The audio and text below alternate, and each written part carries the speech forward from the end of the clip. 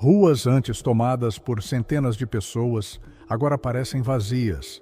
Um silêncio incomum paira sobre um dos pontos mais notórios de São Paulo.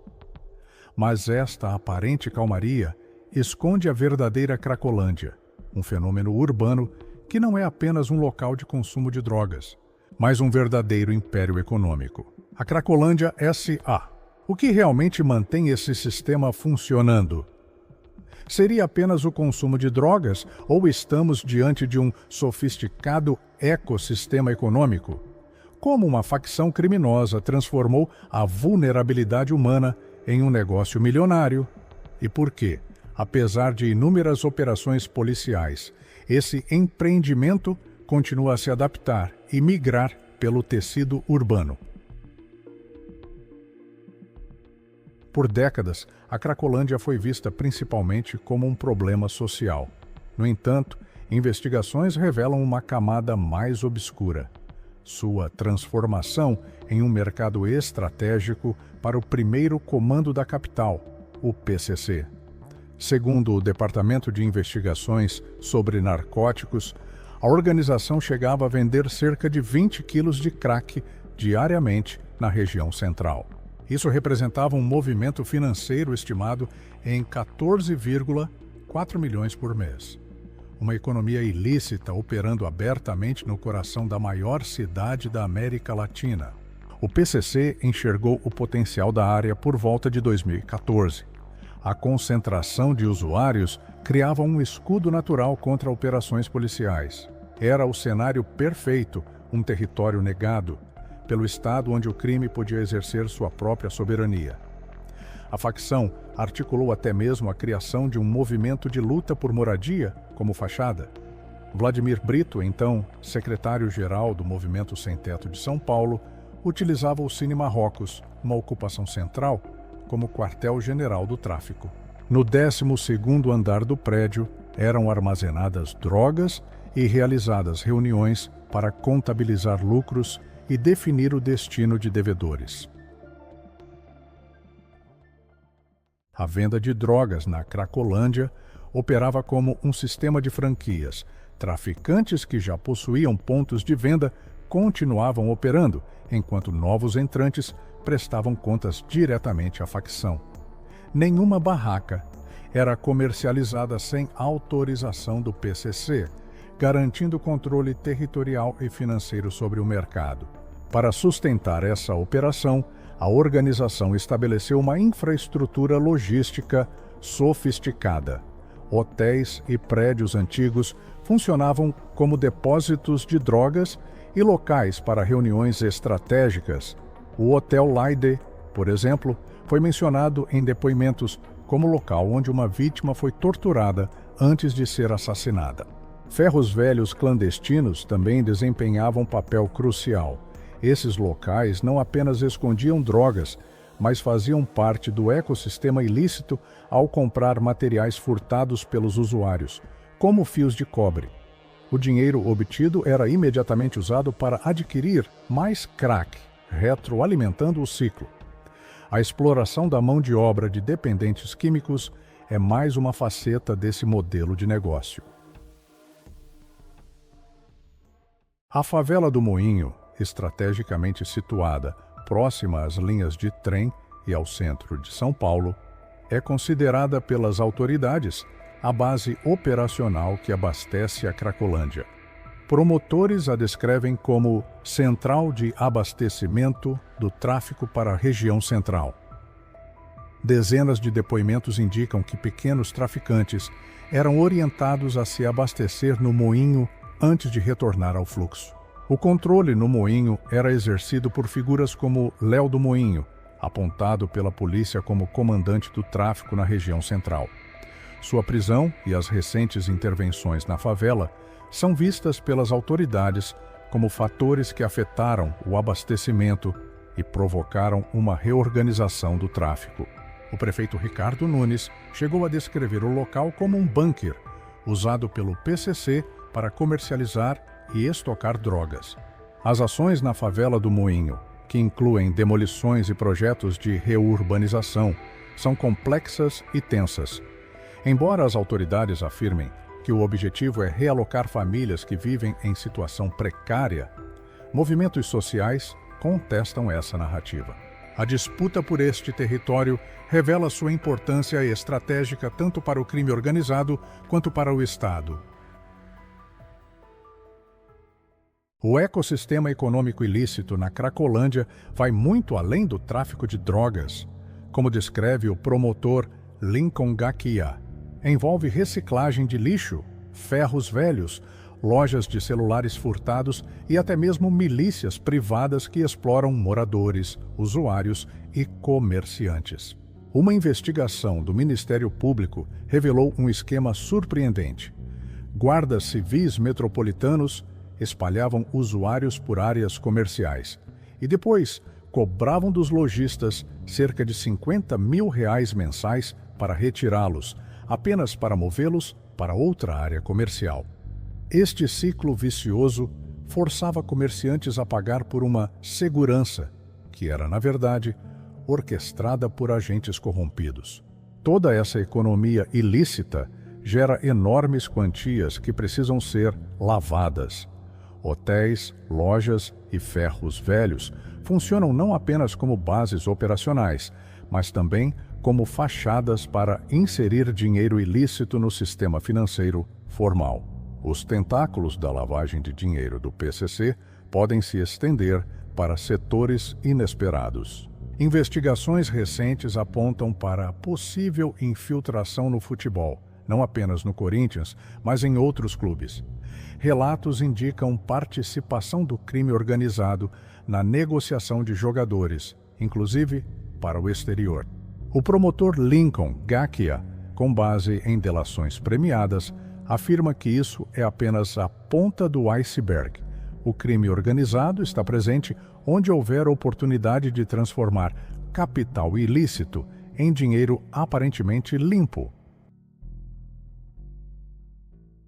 As autoridades têm realizado diversas intervenções na Cracolândia, desde mega-operações policiais até ações de assistência social e saúde. O objetivo declarado: combater o tráfico e oferecer apoio aos dependentes químicos. A Operação Saúde e Dignidade de 2024 foi concebida como uma ação multi-agências, envolvendo polícias, Ministério Público, COAF, Receita Federal e governos estadual e municipal. O foco era atacar todo o ecossistema criminoso, não apenas o tráfico em si. Dezenas de estabelecimentos ligados à economia ilícita foram fechados, com imóveis em processo de desapropriação para reocupação pelo Estado. As autoridades celebram os resultados. O vice-prefeito parabenizou as forças de segurança pela diminuição do fluxo. O secretário de Segurança Pública afirmou que as principais lideranças do tráfico foram presas. O prefeito Ricardo Nunes destacou a redução gradativa de pessoas no local, de 651 em maio de 2023 para 103 em maio de 2025, atribuindo isso ao tratamento oferecido e à pressão sobre os traficantes. Mas há um contraponto. Movimentos sociais e especialistas contestam essa narrativa oficial. Organizações como o Craco Resiste falam em grande mentira, argumentando que desapareceram os direitos. Marcel Segala, da organização, afirma que as pessoas estão sendo dispersas com violência policial. A psicóloga Maria Angélica Comis, da Rede Brasileira de Redução de Danos, fala em truculência para dispersar usuários. Críticos afirmam que essa lógica da pancada repete estratégias do passado que falharam, como a Operação Dor e Sofrimento, de 2012, que apenas espalhou o problema. A dispersão cria mini-cracolândias, dificultando o trabalho de profissionais de saúde e assistência social, que perdem contato com seus pacientes. A própria eficácia das operações é questionada. O promotor Arthur Pinto afirma que apenas pequenos traficantes são presos, enquanto o verdadeiro esquema continua operando. Tiago Calil, da ONG É de Lei, acredita que a redução do fluxo se deve à repressão policial, não a melhorias na qualidade de vida dos usuários. A Cracolândia pode ser compreendida como uma hiperperiferia central, um enclave de alta vulnerabilidade social e criminalidade, localizado em área central de elevado valor imobiliário, um território onde o Estado não exerce plena soberania. O levantamento de cenas de uso de capitais, o LECUCA, realizado entre 2021 e 2022, investigou o perfil dos frequentadores da Cracolândia, comparando-o com cenas semelhantes em Fortaleza e Brasília. O estudo revelou como vulnerabilidade social e dependência química se combinam para criar esse fenômeno urbano, um dado surpreendente do LECUCA. A maioria dos frequentadores dessas áreas nunca esteve em situação de rua antes de começar a frequentá-las. Cerca de 2/3 vieram de residências próprias ou familiares. Isso contradiz a ideia comum de que o uso de crack é consequência da situação de rua. Os dados sugerem que transtornos por uso de substâncias podem preceder a vida nas ruas, indicando oportunidades perdidas para intervenção precoce. A concentração de usuários cria também um senso de comunidade e segurança entre pares. Felipa, uma usuária entrevistada pelo jornal Guardian, descreve a Cracolândia como uma família de excluídos, onde não se sentia julgada. Essa dinâmica social é explorada pelo crime organizado. A concentração de usuários inibe a ação policial, criando um escudo humano. O estudo mostra diferenças regionais significativas. Enquanto São Paulo e Brasília têm alta proporção de pessoas em situação de rua, Fortaleza apresenta uma integração distinta com a comunidade local, com a venda de crack incorporada à rotina dos afazeres diários. Apesar das particularidades, todas as cenas compartilham a necessidade de ações integradas que vão além da saúde, incluindo assistência social, moradia e geração de renda. A longevidade da Cracolândia deve-se, em parte, à oscilação entre diferentes abordagens políticas. A cada novo prefeito, a cada 4 anos, a política muda radicalmente, da repressão à redução de danos sem continuidade. O pesquisador Francisco Inácio Bastos aponta que essa instabilidade resulta de um debate ideológico, não científico, sobre como abordar a dependência química no Brasil. A politização do tema é evidente. O prefeito Ricardo Nunes já expressou chateação com jornalistas que questionaram a redução do fluxo e acusou o governo federal de trabalho a favor do tráfico ao contestar ações no Moinho. Essa disputa política, mesmo em torno de áreas estratégicas, dificulta a coordenação de ações efetivas. O promotor Lincoln Gaquia enfatiza que ações isoladas de governos ou polícias são como enxugar gelo. Para ele, a sinergia entre instituições é fundamental para enfrentar o problema de forma eficaz.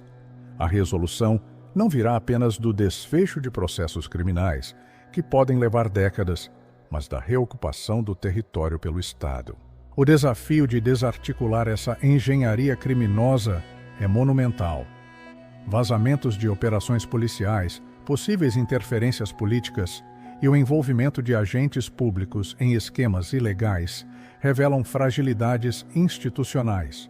O PCC, como organização mafiosa, exige instrumentos específicos de combate, talvez uma legislação antimáfia inspirada no modelo italiano. A complexidade da Cracolândia exige respostas que vão além da força policial. Uma abordagem integrada e multissetorial é essencial, articulando serviços de saúde, assistência social, moradia e oportunidades de trabalho. Programas que atendam às múltiplas vulnerabilidades dos frequentadores são fundamentais. Iniciativas como os CAPS-AD, consultórios na rua e centros de tratamento fazem parte dessa rede necessária. O programa POTE, que remunera usuários por pequenas tarefas e oferece acompanhamento psicossocial, é um exemplo de alternativa que integra saúde, assistência e trabalho. A produção de dados e evidências por levantamentos como LECUCA é crucial para fundamentar políticas públicas eficazes. Compreender o perfil dos frequentadores permite desenvolver abordagens mais contextualizadas. A reocupação do território pelo Estado não deve ser apenas presença policial, mas restauração da soberania estatal através de serviços públicos de qualidade e revitalização urbana. Transformar áreas como o Moinho em espaços de convívio público pode reintegrar esses territórios à cidade. A Cracolândia reflete as desigualdades e desafios institucionais do Brasil. Combatê-la exige políticas de Estado de longo prazo, baseadas em consenso e evidências, que resistam às mudanças políticas e enfrentem as raízes da vulnerabilidade e do crime organizado. A recente dispersão do fluxo representa uma vitória do Estado ou apenas a movimentação tática de uma economia ilícita resiliente? Podemos desmontar a Cracolândia S.A. sem enfrentar as desigualdades sociais e as fragilidades institucionais que permitem sua existência? A Cracolândia é um problema da cidade ou um problema na cidade que reflete dilemas nacionais? A resposta está na capacidade da sociedade e do Estado em construir um consenso duradouro, baseado em evidências e direitos humanos, que substitua a lógica da repressão pela da inclusão. Este é um desafio complexo, mas essencial para o futuro do centro de São Paulo e para a dignidade das milhares de vidas impactadas por esse fenômeno urbano.